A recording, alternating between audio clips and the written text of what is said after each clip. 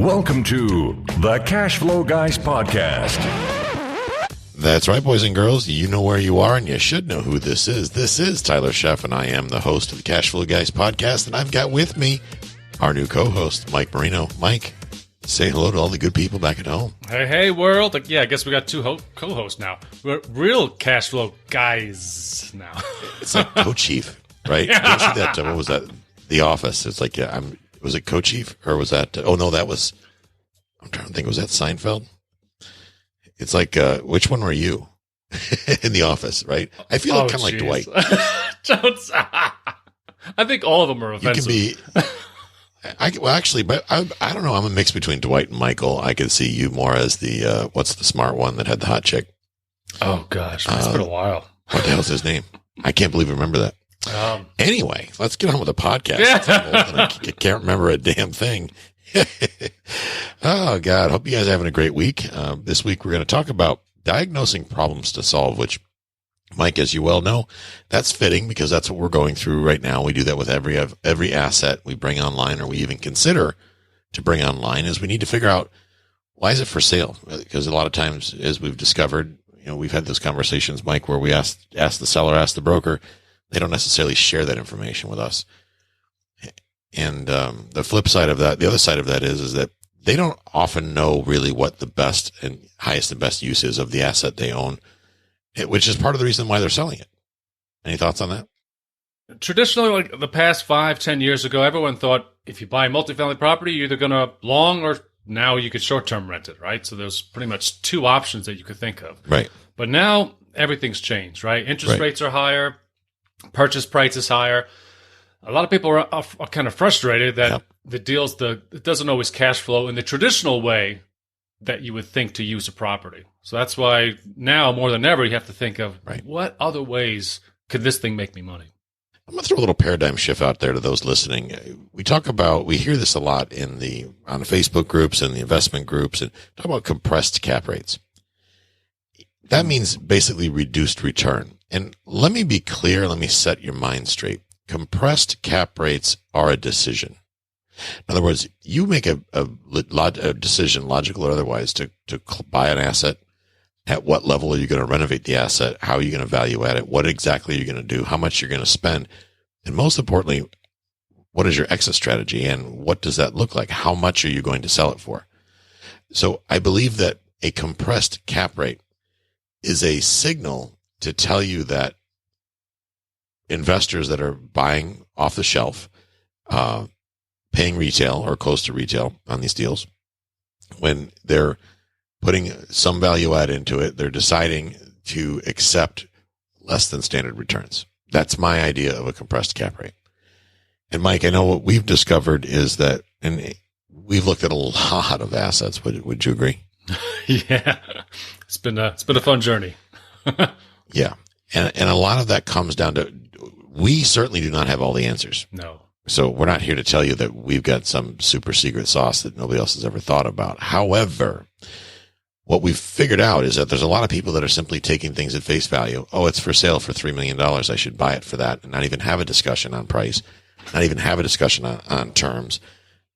And when the contractor gives you a bid, you leave it at that, which I talk about that on the show. But when we look at on the big scale, if you're going to go out and spend a big chunk of money on a total renovation, I'm not asking you to beat up the contractor on their costs, but maybe you're going to change how you're going to renovate it. And I'm not talking about cutting corners because it's quote unquote a rental. We covered that a few episodes ago. That drives me crazy. And maybe changing how we use it. And we're doing that right now with our big property we bought recently. Is we've looked at a couple different scenarios. Our original idea absolutely makes sense, but is there something that makes more sense with those strategies? We could fix it and just flip it as it is. We could sell it and as it is, flip it as it is with no work into it and make profit, right? So on day one, we're in good shape. We've got plenty of equity. Well, I shouldn't say plenty. I'm a greedy capitalist pig. I never have plenty, but I have enough to make me smile. And to, I think, insulate us from any major market downturns. That's the beauty, guys, is you make your money when you buy, right? We have room to play in there when we also have time. Now, we don't want to take forever making decisions because our goal is to make sure that we give ourselves and our investors a nice, juicy return and continue to do that. So if we stall too long or take too much time doing that, it works against our returns. But you could just take a property, let's say, I don't know, let's talk about a 20-unit building. I have to ask yourself what works for this. I've seen a trend recently where a lot of the old roadside motels, Mike, you've driven by these like on US 19, all the way up the state, from one end of the state to the other. Yeah. The old roadside roadhouse or whatever they were. Mm-hmm. They are small little rooms, and I'm seeing people buying these and they're repurposing them into different things instead of being hotels or even Airbnb type things, because they're usually in remote areas. It's not like somebody wants to drive to Chiefland, Florida on vacation, but they're going to, they're looking to change these into housing, because one thing we know to be true in a lot of areas in America is there's a massive housing shortage. I know you're running into that in Colorado, correct? Big time. Yeah. I mean, it's so bad out here that the city has authorized, if you've got at least a part-time job, you're allowed to live in your car. Seriously? Yeah. Yeah. It's called the SOS program. Wow. It's pretty sad, but we're at a level where, I mean, it's like you said, you're astonished by the idea of living in your car as an alternative because you can't find a place to sleep at night. It's crazy, but yeah, it's a problem. I'd have to upgrade the Jeep. You could live in your car. You've got that cool camper van, but I'm not that. I'm a little too big to live in my Jeep, I think. Yeah, I think so. I think the Jeep is small enough driving it, let alone living in it. I couldn't imagine that. That's amazing. So that really is sending a screaming alarm that we have a national housing crisis, ladies and gentlemen, boys and girls at home. So the question becomes, what can we do? How do we diagnose that problem? We can't go back and change what's already happened. Is that fair? We can't change what already happened as far as the price and everything, but like we're kind of getting into, what other options will make everybody happy? More importantly, the city. Or the most of the people happy. We can't fix them all, right? We can't make everybody happy, but how do we get the majority? That's right. Yeah. We've seen this, and by going to, so guys, this begins with figuring out what works. And I know that there's a lot of you out there and a lot of folks I talk to, they're more along the lines of begging for forgiveness than asking for permission. And to some degree, I agree with you. But like, for example, the Airbnb model. There are people doing Airbnb all over the country, and you may think in some parts it's illegal. And I'm just saying that with air quotes. In other parts, it's perfectly legal. Some parts they enforce it. Other parts they don't. Key West is militant when it comes to the Airbnb model, the short-term rental model. We talked about that before. But then if you say no, then what does work? And here's a great example, Mike, and I haven't even told you this story yet, but I got that new apartment in Key West. Oh, yeah. So the apartment is awesome. It's a cool little apartment. I got a ridiculous deal, but it's got one major flaw. It has no parking at all. Not no off-street parking, which when you live in Key West, guys, it doesn't matter if you have getting on-street or off-street parking is almost impossible. So you give that one up. But on-street parking, generally in a lot of areas, you can park down, in front of your house or somewhere near your house. But in this place, I'm in such a cool little area. It's all paid parking right out in front of my place. So I have to go like 4 or 5 blocks to park the Jeep to go somewhere. Now, granted, we don't drive our car very much. Literally, this is the first time I've driven the Jeep in a month. It was yesterday, but that's a problem. It's a big problem. So how do you solve it? You go in to get groceries. It's a pain in the butt when you're getting like a bunch of Gatorade and some bottled water or whatever. You're not humping that on your bicycle. It's just not practical. So you either need to take a cab or take your vehicle. So we did a lot of research, and we went on the city's website, City Key West website, hit a brick road. You can get the 8-hour permit. You can park in paid parking for 8 hours. It costs you $300 a month to do that. I was like, wow. I could use the meter, which would cost me $45 a day to park in front of my own house. Obviously not an option. Yeah, seriously. And of course I could just walk 4 or 5 blocks, which isn't terrible, but it kind of sucks when it's hot out and you've got a case of water or 2 cases of water you got to carry home. Not a lot of fun. I could buy a little red wagon, but my apartment is small. My yard is smaller. Where am I going to put a red wagon when I'm not using it, right? It's a pain in the butt. The interesting solution here is Jill got a parking ticket. Well, Tyler got one too, but Jill being more inquisitive than me, I just said, hey, I had the hazard, the blinkies on, and we were moving when I got the ticket, and they dismissed the ticket. But they didn't offer any solution. They just said, we'll waive the ticket. Great. So I didn't get, after that I've been paranoid, but Jill got 1 ticket, and then she got a second ticket. And the second time she was pissed off. She was pretty mad the second time because it was a problem and we were still moving. So she complained via email to the city and said, hey, I shouldn't say she complained. She brought the point, we live in a block where we can't get resident parking. See, if you're a resident in Key West, you can get a residential parking pass. And if there's a residential spot on that block, you can park there. But she said, okay, we need a different solution. And Jill just graduated the ambassador program like I did. So she knows the people to talk to, the parking division, and she knows she's met all these people. And she says, how do we solve this problem? Because we live in a block that's right off Duval, and it's a place where there's no resident parking, and we're not getting any younger. It's not fun walking 5 blocks with a case of water. Long story short, there's a special permit we could buy just for our block. It was $120 for the year, and now I can park the Jeep right in front of our house, literally in paid parking 24 hours a day. I just got to move it every 3 days. So there's an example. We had to keep digging and going down the road, but we didn't.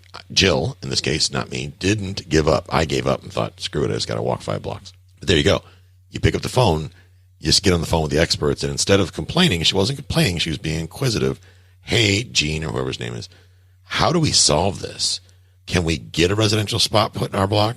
He's like, no, but there's this pass, and you can pay for it, and problem solved. This is about asking questions. Mike, you ask a lot of questions.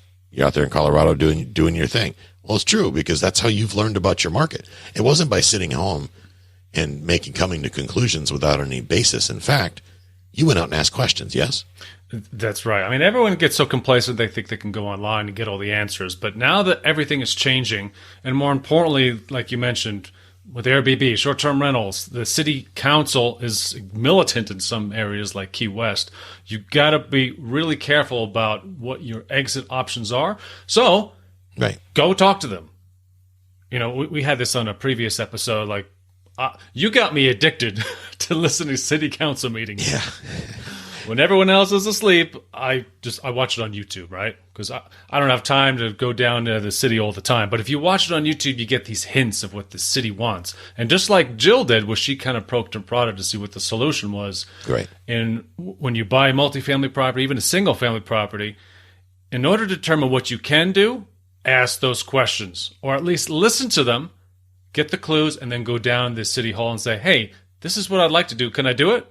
If the answer is no, what can I do? That hits the nail on the head. That's going down to the city, going down to the county, talking to local real estate attorneys that have solutions in this. When you and I were going through trying to figure out the short-term rental thing in Key West, one of the steps that we took was sitting down with a local, not Sean Yesner. Nothing that we love Sean, but Sean's not a local Key West attorney. He doesn't work with city council in Key West. He's up in Tampa. He can handle pretty much everything we need in the state of Florida. But when it comes to Key West specific business, Sean himself will tell you, let's get you connected with somebody in Key West. And we were able to make that connection, met a great attorney, learned a lot from the process, and we're able to know what to do, what not to do. And if we come up with an idea, guys, if Mike and I come up with some idea, we can vet it through the real estate attorney, if it's a zoning thing or a future land use thing. And the attorney can say, yes, we can defend that, that will fly, and you need permission from so-and-so, and I can help you with that, or not. Attorneys do more than sue people. I want you guys to know that. Attorneys are negotiators, at least should be. They can help you navigate City Hall, especially if they're connected with City Hall. Local business owners, as we found in Tarpon Springs, Mike, local business owners have been a great resource for us. Going downtown, what do you guys want? You own a Greek food restaurant. You've been here for 20 years. What do the Tarpon Springs Sponge Docks need? Well, they need a boutique hotel. They need housing for older persons. They need a place for some sort of affordable housing for the Gen X millennial that doesn't want the responsibility of a big fancy apartment because they're smarter. The Gen X are smarter than our generation, Mike, where they're not going to overextend themselves. They're not trying to keep up with the Joneses. They need a place to lay their head, a place to plug in their MacBook and do their work. And they live outside. They want to go out and have fun. They travel. They do stuff. They make millions of dollars off of an iPad when the rest of you're flying planes and I'm selling houses to make less than them. Hey, got to embrace it, right? Yeah. Talking to your local chamber of commerce. Yeah. I know a lot of people, let's say you're living like you do in Key West and you're looking, the numbers don't work there, so you want to invest somewhere else. Oklahoma, let's say. Because a lot of gurus are pushing, well, look at the Midwest or look at places that you don't live in. Well, that's great, but just keep in mind what we're talking about here. To give you the options for the best use of that property, which AKA the most profit in your pocket, you have to talk to people out there. Yes. You can't do everything remotely online. Investing in Oklahoma is great, but you got to get on a plane, go over there, walk around town, just like Tyler was saying. He literally walked around Tarpon Springs asking people, "Hey, what do you guys? Would you be okay if there was a boutique hotel?" Oh my gosh, there's no hotel in Tarpon Springs. We need that definitely. Right. So you have to be boots on the ground, even if you want to invest remotely. 100%. I want to tell them the story, Mike. Both of us tell the story about the liquor store that we were working with in Colorado. So, guys, we look in multiple markets now for the fund. Our primary focus is in Florida, but we're always keeping an eye out for other opportunities. Mike's boots on the ground in Colorado. There's a ton of opportunity out in Colorado as well. They, like Key West and many cities, most cities in Florida, have pretty much a housing crisis. It's fair to say statewide, isn't it, Mike? Well, like I mentioned, the SOS program where it's legal to sleep in your car. I was shocked to hear it, but it just shows you it's legit. And it's pretty much legal here too. It's just they don't like to talk about it because they don't want to. We'll have every van lifer on the planet come into Key West. Oh, really? Yeah. I guess we shouldn't say anything more about that. Right. Yeah. Right. Oh God, get off my front yard. You're in my parking spot. Anyway. So this begins with getting the city being on board with changing the intended use for a property, and you ran into that with that liquor store. And so they kind of give me the high points of what you discovered a liquor store. Let's talk about that. Yeah. So in my market out in Colorado, like we just talked about, the affordable housing issue is the hot topic. And I'm not just saying that because I saw it on Fox News or CNN and whatnot. Right. In city council meetings, literally every meeting they bring up, we have a problem with affordable housing. We need housing that's within, they actually were very specific, actually, this rent range. Or a lot of communities do this, like 50% of the average median income for the town. By the way, those are good numbers to know anywhere you're looking at. 50% of the average median income of the town.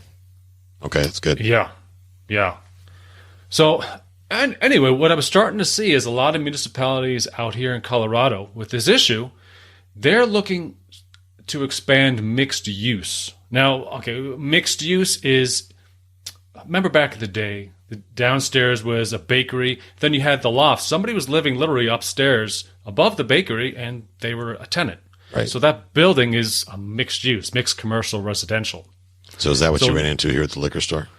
Exactly. So now in this town, I saw one side of this duplex, it looked like, was a liquor store, and then the other side used to be actually a bakery that was converted into what is now an Airbnb. And interesting. Yeah. So you look at it, well, okay, there's somebody living next to a liquor store. The city is all about it because they want to utilize as much space as possible. So what used to be, you can only be commercial only. Now you go to the city and now they're open-minded in order, as long as you're fulfilling their needs, which in this case is to provide affordable housing. But how is an Airbnb next to a liquor store affordable housing? I don't really see that as a solution. Well, I see what you're saying, yeah. But more importantly, they were able to make it residential. Now, whether you do an Airbnb or not, that's, of course, another topic for another show that we probably already had. But just the fact of the matter is that the cities are opening up commercial. And matter of fact, out here, the city I'm talking about, they're opening up industrial zoned areas to now be mixed use, a.k.a. you could put a house in there. You could put an affordable housing solution, a residential solution in those areas. Think about affordable housing. In a lot of markets, I struggle with the phrase affordable housing. It's easy to say, but when we live in an inflationary environment, which is just America today, and that's not a political statement. We've been inflating as a country since we were founded. That's just the reality because, in 1776, the rent in Boston Commons is a hell of a lot less than it is now. And that's not Joe Biden's fault. That's not Donald Trump's fault. That's called fact, right? Here's what we know. I don't care what state or you're in, rent never goes down. Never goes down. And I'm not saying that's a good thing or a bad thing, but that's fact. That's what it is. So here we have a building. We've got 4 walls on the outside. If we're facing it, we have a liquor store on the right and an Airbnb, 2 apartments, Airbnb on the left. I'm going to go ahead and reach out and say probably not the highest and best use of those 4 walls, that square footage, and it certainly doesn't check the box of affordable housing. So let's throw the affordable housing discussion out the window because even the mayor of Key West said recently We can't fix the problem. She admitted it. There's still, and I have a lot of respect for the mayor of Key West. And again, it's not a dig on the mayor of Key West, but she's a smart woman and she knows that she can't legislate her way out of this problem. No municipality can. New York, Chicago, LA, they all tried it with rent control. They'd been rent control for 40 years and you still can't get an apartment for a decent amount in any one of those cities. So that's just fact, right? So let's put affordable housing aside and let's just say housing that makes sense. Because what we all should be in a position to where we're bettering ourselves every year. And if we're not, that's the first step. I'm not going to go down that rabbit hole, but we got four walls and we have a liquor store in there paying how much rent, Mike? Do you remember offhand? Just throw out a number if you don't. You're going to cringe. The liquor store is paying $2,000 a month. All expenses, all utilities paid by the landlord. What? I took a look at the electric bill. Electric bill was $1,000 a month. Oh my because God. They've got all the coolers, obviously, for the beverages. And whatnot. That's right. I remember you telling me that. So right out of the gate, the landlord's writing a check for $1,000 a month before we could even get into debt service if he has it. And it doesn't matter whether he has it. Even without debt service, he's only taking in $1,000 a month for a retail spot. About how big is it? You ballpark me. 1,000 square foot, 2,000 square foot, 10,000 square foot. I'd guess around 2,000 square feet. Okay, so 2,000 square foot. So he's just losing his shorts. Oh okay. My gosh. So is it fair to say this is a underutilized building? And I know people at home are like, well, there's Airbnb, so you're automatically going to get rich off of that. Wrong. Just because it's an Airbnb does not mean you're going to get rich off it. Matter of fact, you can lose your shorts with an Airbnb. I know lots of people that have. Again, topic for a different episode. So we're back to four walls. We have a liquor store. We can't, if we buy it as it sits, Mike, does it cash flow? No. Does it even? Because that liquor store, yeah. So how can we just raise, so how much should the liquor store pay? About $5,000 a month? $5,000 and they pay the electric. Because the electric's a ticking time bomb. The landlord has no control of that. Okay. So that's cool. Well, then why the hell didn't you just buy it, raise the rent to $5,000 and make it pay his own power bill? I mean, that seems like a simple solution. I know the answer though, ladies and gentlemen, because you can't do that because the liquor store will pack up and leave, which would probably be a blessing in disguise. Exactly. It's easy. And a lot of folks are doing that. You buy a 100-unit building and you put granite countertops in and you take the rent from $900 to $1,400 and then they can't figure out why everybody moved the hell out. Now, if you're doing that intentionally to gentrify the building, fine, knock yourself out. But if you're not underwriting for that mass exodus, if you're making that much of a rent increase, and that's pretty common these days, that's pie in the sky. However, where it becomes not pie in the sky, boys and girls, is that people are willing to pay it because there are no other options out there. If everybody in town, a little neighborhood, think about it. If you got a 5-mile radius, all the big apartment buildings in a 5-mile radius all decide to get together and raise their rents from $900 to $1,400, you're either leaving the city that it's in, going to a completely different area, that's no fun, or paying it. So what do you think most people do? They pay it. That's obviously a slippery slope to go down. So how do we make this better? How do we take that same set of four walls, or let's go on the flip side. We can Airbnb it because we all get rich off of that, right? We can Airbnb it and we can just hope to God all the vacationers show up and keep wanting to spend money. Now that's what's going on in Key West, and people are still paying, but everything has its breaking point. So at some point you can't just charge more and make that solve all the problems in the world. You have to change how you structure that asset to generate more revenue. So as Mike and I were beating this thing around the bush a couple months back, one of the things that we talked about, Mike, was emptying out the whole place. Yeah. Getting rid of the liquor store. By the way, is it still in the market? No, it went off market. He couldn't sell it. What a shame. So he just took it off. Right? Okay. So here's a case where the seller wants to sell. Maybe he lacks the motivation to sell, but maybe he really needs to sell, and his realtor or broker, whoever he's dealing with, probably doesn't have any other idea but sell it as it is and then raise the rents. And that's all they come up with. That's unfortunate because at the end of the day, what if we bought the building, gutted the inside, and put like some sort of a co-living arrangement in there? Obviously, the liquor store is not a value add. It's not a value add from a criminal perspective because, come on, it's a liquor store. What are you going to attract at a liquor store? We don't need that element in our building. So we can get rid of liquor store, and I'm not going to, maybe it's time for the guy to retire anyway. He's been there for 35 years. Enjoy your retirement, sir. Have a nice day. We've elected not to renew your lease. Yeah. And I'll be, I'm shutting off them damn power in that place at $1,000 a month for electric bill. Good gravy. How many apartments how many small studio type apartments do you think you could feasibly squeeze in there with a common bathroom, shared bathroom? Into that one side, you could probably put 2, maybe 3, because there is a basement also. Just on one side of the building. Okay, so 2,000 square foot. Right, you said 2,000 square foot on the liquor store side. Liquor store side, yeah. So in my opinion, if it's 2,000 square foot, you could at least put, I would say 4 apartments. And stick with me, guys. You're like, no way. My house is $2,000, 2,000 square foot. I don't have enough room. That's because you have too much crap. That's not making you wealthy. It's making you poor. You could easily squeeze 4 apartments in that same space. So if you take 4 apartments in that same space, you're going to have to add electrical. That's not the end of the world. So the exterior of the building is not going to change. The interior is. So you're going to put walls up. You're going to put, let's say, 4 apartments in there. So 4 apartments in there. Let's say your build cost is, I don't know, because really what are you building? You're building a room and 1 bathroom. So 4 rooms and 1 bathroom. Let's say it's, I don't know, let me go quick math, $20 a square foot, right? So $20 a square foot, and we've got $2,000 or 2,000 square foot. We're going to spend $40,000 in rehab. And out of that, so basically that's $10,000 per door, and not accounting for the bathroom. So let's say we spend 50 total, right, on that whole building. $50,000 gives us 4 apartments and a bathroom, a common bathroom. Mm-hmm. What do you think someone will pay per month for a room with a bathroom in a place where there's a housing crisis? The answer is probably a lot more than you might think. I guarantee you it's not $200 a month. I bet you in that town, Mike, what's the average market rent of a 1-bedroom apartment in that town? $1,500. Okay, so $1,500 gets you an apartment with your own bathroom that you don't have to share anything. Is it reasonable to think that you could probably get $800 to $1,000 for a shared bathroom scenario? I'm going to go ahead and say hell yes, all day long. Yeah.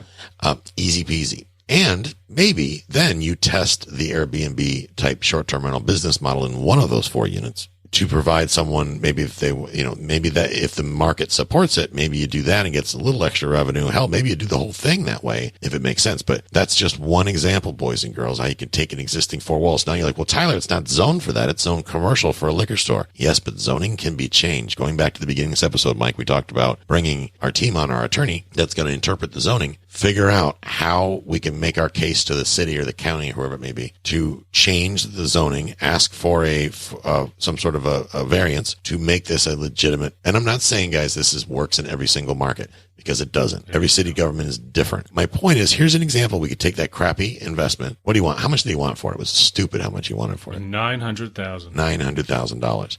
Well, unfortunately, his broker lied to him because he shouldn't have let him to believe he could get anywhere near that. But the bottom line is the guy wants to sell, probably wants to sell. Maybe he won't get 900,000, but maybe he could get 4, 5, 6, 700,000. Maybe, because we haven't even talked about, Mike, that was one side of the building. Maybe that becomes an 8-plex because the Airbnbs could be redistributed, changed into maybe 4 more units. Hell, for that matter, maybe we could put it, does it have a flat roof?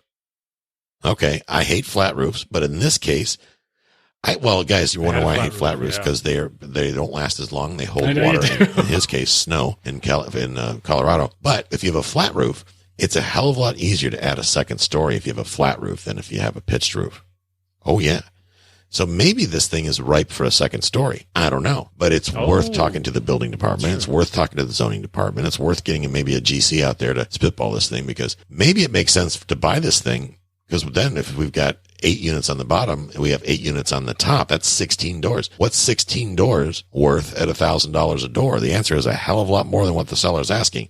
Yes, you have construction costs. I get that. But the bottom line is, here's a clear example of how you can repurpose a building, change how it's being used to maximize its efficiency without implementing the catch-all, I'm just going to Airbnb it. Like every wholesaler, they got places in the hood.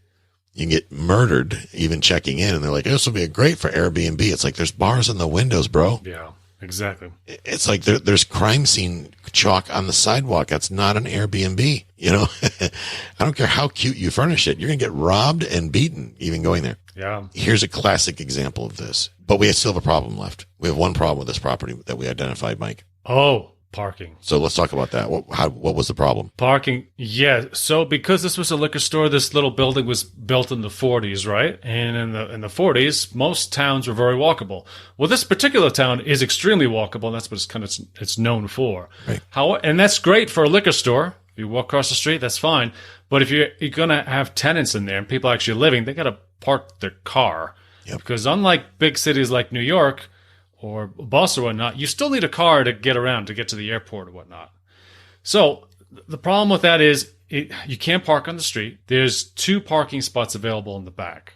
That was the big problem because it was designed as a liquor store. Yeah, can you go out there and just buy any commercial building and make it a 16-unit apartment complex? No, because you've got to go to the city. You've got to figure out, okay, what do I need for parking? What do I need for electric meters? And obviously, what type of zoning will the city allow? Correct. Over and above that. So initially, you guys listening home, you're thinking, well, the deal's done then. 2 parking spaces, 16 doors, that's never going to work. I beg to differ, because what I didn't tell you is that 1 block away is an empty lot that will hold, by ADA standards, 40 cars. That lot is for sale for $28,000. So is it reasonable to buy that lot at the same time, 1 block away? Oh, easy. Yeah. Pave that bad boy, or I don't care if you scrub it and put gravel down and provide the parking stops, and have your tenants park a block away. I was walking 3 blocks minimum to get back and forth to my Jeep every time I parked it here in Tarpon Springs in Key West. Now I've solved that problem, but I was committed to walking those 3 to 5 blocks every time I want to get in the car, no matter what. And hell, I walk to work. I live on right off Duval Street, but I'm 4 blocks from my office. I walk 4 blocks twice a day.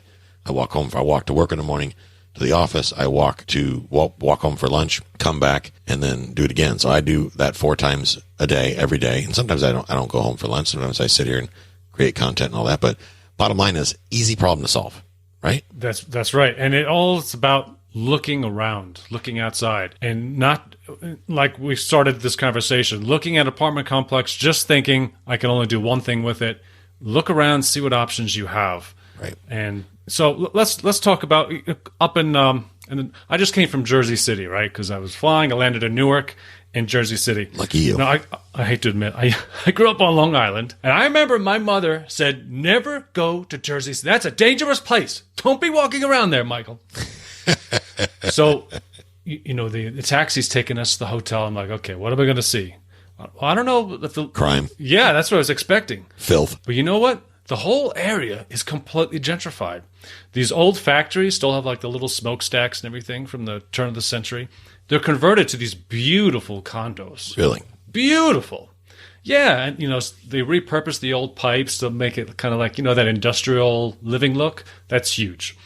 So now Jersey City is a beautiful place. I didn't see any crime, very clean. Everybody seemed pretty happy in there in these old repurposed buildings. I personally love the whole industrial look. I dig that because it's answering the question, what can this building provide? What's its highest and best use? And clearly making widgets is not it. Exactly. And like you said, it's 4 buildings and a roof, so it can house people. We just have to solve problems in order to make that happen. That's correct. In New England, I see this a lot with old mills. And, I was in Providence, Rhode Island for 2 years. I lived up there when I was working with Noah back in the early 2011, 12. And they used to take big 3-story houses. And they have a staircase that goes right up the center of them. And they turned, each house went into like 6 or 8 apartments, depending on the size of the house.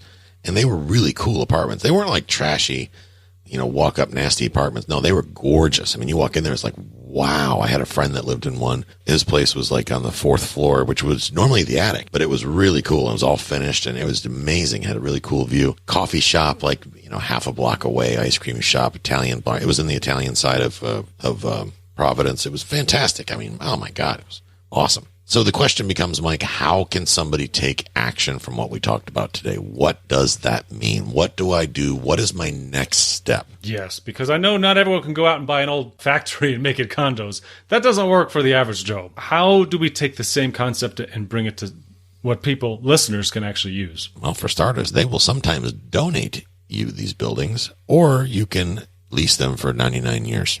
Fact. Oh, I forgot about that. That's right. To start it, first, like I mentioned, we have to go to city council meetings, find out what the city wants. Because if you're solving the city's problem, they're going to help you out. And a little tidbit on that too. When you listen to city council meetings over and over, they keep repeating the same buzzwords, right? So now use that buzzwords to your advantage. Yes. So when you're going in front of the zoning commission, use that buzzword. Well, in order to solve buzzword blank, guess what? You said the magic word, and now they might be able to help you. They might be able to rezone an industrial or commercial to residential, so now you can utilize it the way you want to. Amen. One question there, though. When you say, what does the city want? Do you mean the mayor, or do you mean the populace, or what do you mean? Every time I watch city council, I always grew up thinking the mayor was like the mafia boss of the town. No. He's really not. He's just the guy with the gavel at city council meetings, just kind of keeping pretty much the moderator. Right. But it's really city council, and in some of these meetings, you'll see the public come in and voice their opinions, or contractors or whatnot. And it's the whole voice and the atmosphere of the city council that makes the big decisions, not just the mayor. There you go. I've had success with building relationships with reputable contractors. We have a really reputable contractor in Tarpon Springs.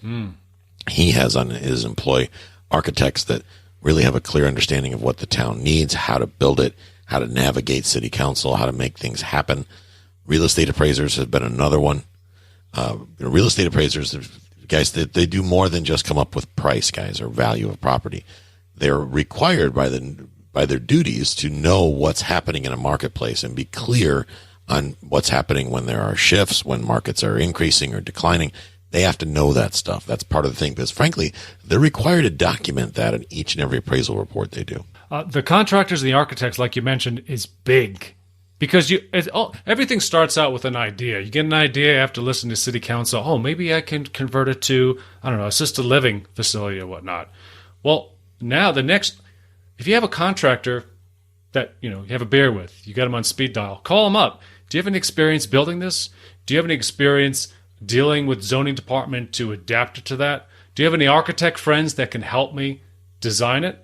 So you have to, first it always starts with an idea, but after that you need to have contacts within the city, architects, contractors to bounce those ideas off of. Because every episode we always keep talking about the same thing. Having contacts and networking, so you're acting as a team and you're not just, Joe Bob who wants to buy a factory and convert it. It doesn't work that way. You have to think like the big dogs, right? Where you have to have friends in the no places. This is a clear example of the question. The only stupid question is the one you don't ask. It really is. I don't have any solutions on day one when I walk into a property. Been doing this 20 plus years. I have some ideas. Oh, sure, this is a fourplex. We can clean it up, put tenants in it. It's like, how better can we utilize this space? What kind of tenants? Where should we attract them? Where is a treasure trove of reliable tenants that are willing to pay a fair amount of rent and will appreciate the value we can provide? How do we take this liquor store and make it something different? I got to tell you, those of you that have known me or met me probably realize that I'm a history nerd. I really enjoy history. One of the reasons I came to Key West was history, and I'm here to tell you, I love studying the history of where I live, the area, the communities where I live. I just find that I get a kick out of that. I've always been that way. Even when we travel, I go to the local community, I would read its local history. My point is this. When I moved to Key West, I dug deep into Key West history. So I really dug into the fiber of the community over the last 200 years, what makes Key West tick. Key West is much more than Duval Street and the bars and the nightclubs and all that garbage. That is a very small piece of Key West. There's so much more to it. But more importantly, what does this city need? What problems can I solve? I don't need to come up with a solution for homeless vets in Key West. And I hear people say, well, I'm going to be a real estate investor. I'm going to help homeless vets. Right, but you're broke. You can't help any homeless vets until you first build wealth. And then you can take that wealth and either donate it or put investments together that help other people. And if your community, like Key West, doesn't really need affordable housing for homeless vets, because we don't really have a homeless vet problem in Key West. So that's not a solution that makes sense. If you're going out to Colorado and you want to provide housing to alpaca ranchers, well, they don't have that problem in Colorado, because in Colorado, they also have green space and land, and alpaca ranches have lots of acreage, and they put one of those porta buildings on there, and they put the alpaca ranchers in the building, or they build themselves a cabin. So that's probably not a niche thing that you want to waste your time trying to provide housing for, because they're good to go. But everyone else that needs reliable housing in Salinas, Colorado, or Fort Collins, Colorado, or Denver, or LA, or whatever it may be, there's a need. If there's a clear need and a stream of people that need it, and it makes sense, reach out to your local government. Mike, that's been a lot of what we've done. It's worked for us time and time again. Thoughts? It has, yeah. And I know there's probably a lot of listeners thinking like, well, what can I possibly do with this? So right. Tyler and I were talking about this before we recorded this, right? So in the next few podcasts, we want to bring on the experts and learn ourselves about these different options. Yes. Co-living. Co-living is a term that I just learned about 2 weeks ago, actually. What is that all about? Yeah. But I'm interested about it. I'm intrigued. So we want to help you guys we're going to bring on some experts to talk about the different options besides the usual long-term, short-term rent. Assisted living facilities. Let's bring on someone who has experience with that so can teach us about that option. So looking forward, I hope you guys join us because we're going to have some really good interviews coming up, looking at these outside-the-box options, which that's where the money is. That's what everybody wants. That solves the problems of the local community, city council, and your tenants. And that, ladies and gentlemen, is what creates sustainable returns. I'm going to leave it right there, guys. We're going to wrap up this episode this week, but I hope you found value in this. And I hope that driving down the street in your local market, that you stick your head out the door, maybe instead of driving to work one day, maybe pull over and walk a couple blocks, look around, see the way the current assets in the community are being utilized. If they're being underutilized or underappreciated, maybe you can change that. Maybe you can control an asset on a lease, a master lease, and then have investors fund a rehab and provide housing where it's needed. And notice I didn't use the word affordable. It doesn't always have to be affordable. People need housing, period. It doesn't always have to be affordable. But that all begins by getting off the couch, getting out there, trying different things, asking questions, and surrounding yourself with the right team. Guys, have a great week. This concludes today's episode. You don't have to wait till the next episode to learn to earn. Head over to cashflowguys.com and contact Tyler and his team for more powerful tips and ideas so you can start generating multiple streams of income and escape the rat race.